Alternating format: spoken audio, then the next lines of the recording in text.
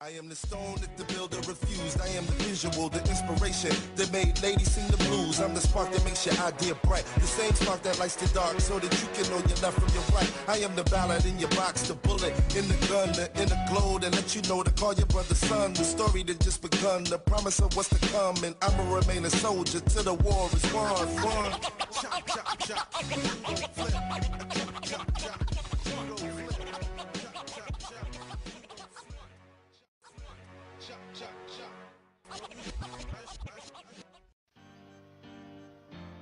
Banksy is a street artist whose identity is unknown. He is believed to be born near Bristol, England in 1974. He uses graffiti and stencils to decorate cities all over the world. You won't find his work in a museum. His canvases are blank walls, sidewalks, and street signs. Even though his style of work is not accepted everywhere, it's something I'm very interested in and is why I chose him as my artist. His work ranges from politics, greed, the economy, wars, and the culture around him. His simple yet thought-provoking pieces evoke feelings of hope and change needed in the world. Some see his work as offensive and him as a vandal. Either way, it's safe to say he's controversial. Influences. Blake Lerat, whose real name is Xavier Prou, born in 1952, was one of the first graffiti artists in Paris and is known as the father of stencil graffiti. He began his work in Paris in 1981, stenciling rats on the walls of Paris streets. He has had great influence on today's graffiti art and movements. His main motivation for his work is social consciousness and bringing art to the people. Banksy has been quoted saying, "Every time I think I've painted something slightly original, I find out that Blake Lerat has done it as well, only 20 years earlier." Blake Lerat is still stenciling and has expressed preference for the streets over the galleries.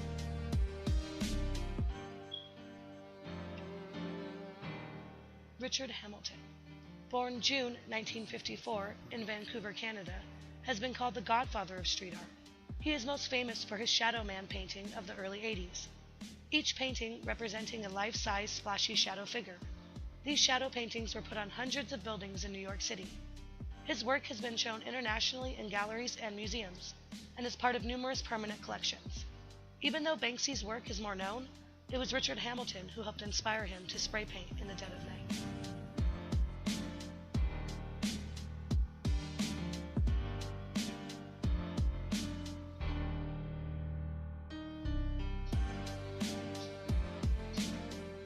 Contemporaries. Shepard Fairey is an American street artist, graphic designer, and illustrator. He was born February 15, 1970. He was first known for his Andre the Giant poster and is more widely known for his 2008 Obama Hope poster. He is also featured in Banksy's documentary Exit Through the Gift Shop and has his own clothing line called Obey. King Robo is an underground English graffiti artist. He painted his first train in 1985. He became more widely known for his feud with Banksy. Robo had a large, colorful piece in Camden, which became the oldest graffiti piece in London. In 2009, Banksy covered most of it with a stencil of a man posting wallpaper, covering Robo's work. Later in 2009, Robo retaliated by spraying his name by the man, making it seem as if he was posting Robo's name. This started a tit-for-tat graffiti war, with each artist continuing to deface each other's work. Until 2011, King Robo sustained a head injury from a fall. He was put into a coma where he remains today. After that, Banksy turned the piece into a tribute for the injured artist. Mr. Brainwash, whose real name is Terry Guetta, was born in Paris, France. He is now based in Los Angeles. He is a self-proclaimed filmmaker and a street artist. He typically does not have much physical involvement in the construction of his artwork. He passes ideas to his creative team. Mimicking Banksy, he employs famous artistic and historical images. He has also done work for the album covers of Madonna and Red Hot Chili Peppers. He is also known to help Banksy on one of his art installations, where they placed prisoners inside Disneyland attractions. The park was shut down, so the orange-suited, head-covered dummies were removed. Some also believe that Mr. Brainwash is Banksy, but he has neither confirmed nor denied that rumor.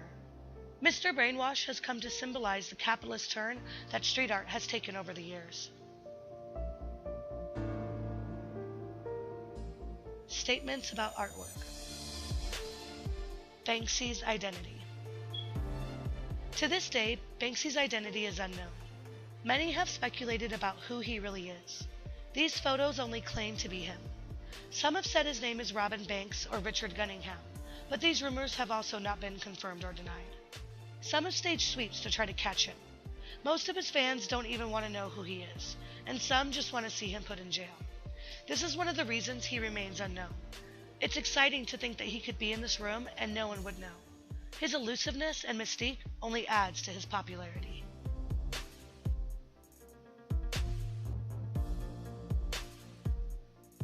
Work in Palestine. In 2002, Israel began construction on the West Bank barrier. This barrier separates Israel and Palestine. In 2005, Banksy chose to make his presence known there. He created 9 pieces of artwork on the concrete portion of the Palestine side. Some of these pictures include Armored Dove of Peace, which is a beautiful yet obvious political statement about peace being lost or targeted. Another piece is West Bank Guard, where an innocent child is used to represent the tension in the region. An unwelcome intervention. This shows 2 boys playing in the rocks, while on the other side paradise shows through, giving hope to what could be. Most of the pictures on the wall incorporate images of escape, due to Banksy's feeling about the barrier itself, saying it essentially turns Palestine into the world's largest prison.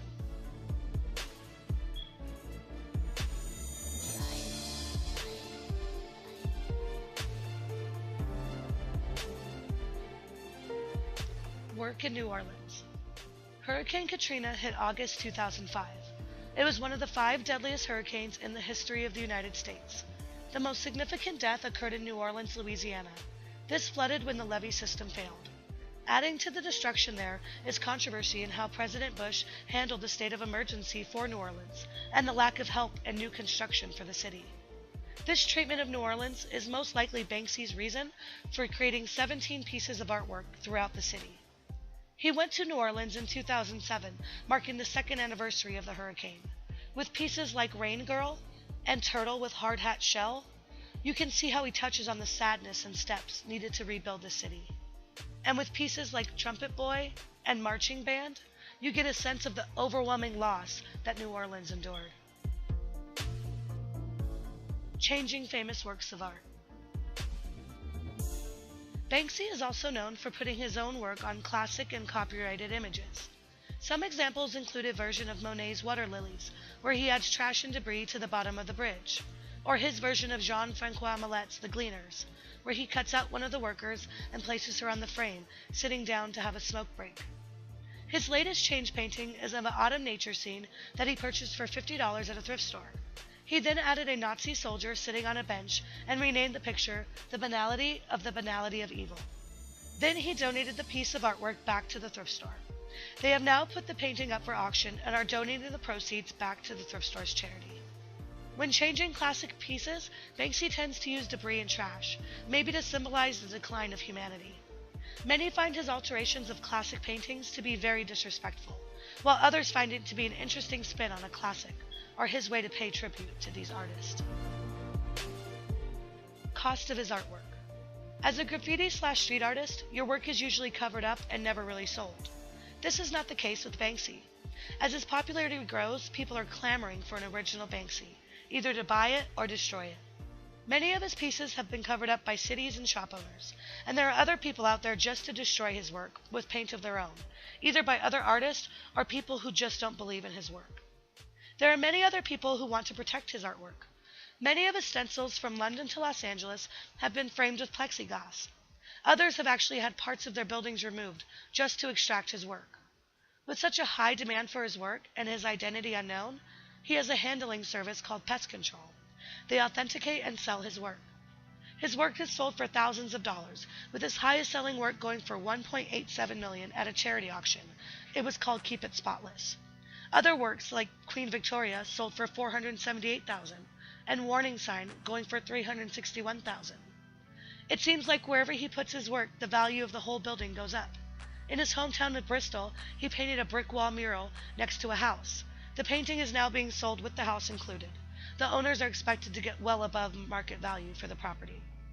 Famous people have also been buying up Banksy's work, such as Brad Pitt and Angelina Jolie, spending $1 million on a 30-day tour in New York. In October 2013, Banksy started his residency in New York, stating to make a piece of artwork for every 30 days he was there, calling it better out than in. He is quoted saying, "The plan is to live here, react to things, see the sights, and paint on them. Some of it will be pretty elaborate, and some will just be a scribble on a toilet wall." Some were very elaborate. He had one installation that was a truck filled with stuffed sheep and cows called Sirens of the Lamb that drove through the meatpacking district of New York. Another big installation was a poor boy shining the shoes of Ronald McDonald. He has many other stencils strewn across the city, such as Hammer Boy, Fake Play-Doh Quote,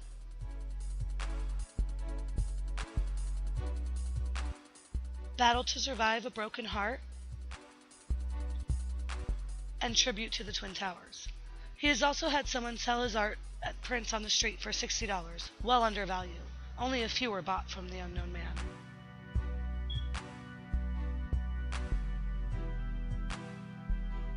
Famous works. Kissing Coppers. Stenciled on the wall of a pub in the UK in 2004, this stencil shows two London policemen embraced in each other's arms kissing. Banksy is known for painting controversial issues, and this painting is no different. It's a powerful piece because it's challenging in a time when gay marriage is a hot-button issue. The piece has been recently removed and sold at auction.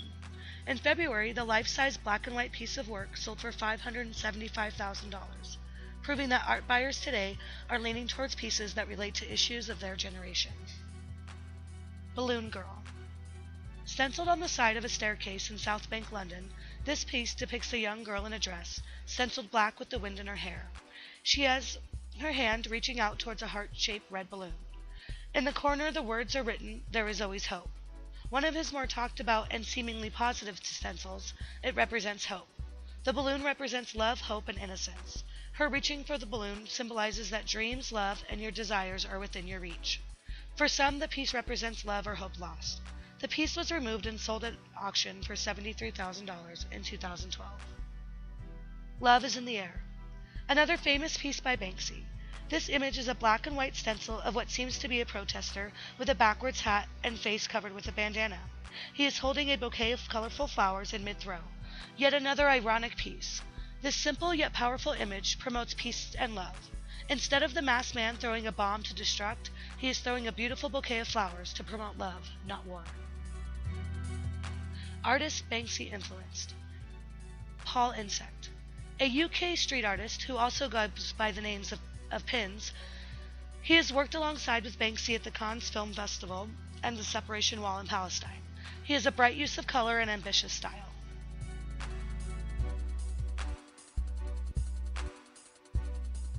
D-Face. An English multimedia street artist who uses spray paint, stickers, posters, and stencils. His real name is Deal Stockton, and he grew up in London.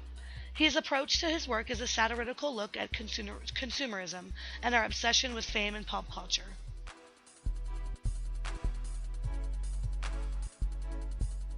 In my opinion, I think Banksy is very influential in the art world and beyond. His stencils and art installations touch on issues that affect us all. It sparks passion in the youth of today, and I think that's his main idea in creating art. To give us an idea to change, to become better, and to think about how we are progressing as a society. His creative use of buildings, signs, and anything around he finds useful is inspiring. His out-of-the-box thinking and ideas are refreshing, and his desire to be kept anonymous makes his work that much more intriguing. He is not in it for the fame, he is in it for the art. Imagine a city where graffiti wasn't illegal, a city where everybody could draw whatever they liked, where every street was awash with a million colors and little phrases, where standing at a bus stop was never boring, a city that felt like a party where everyone was invited. Not just the estate agents and big business. Banksy.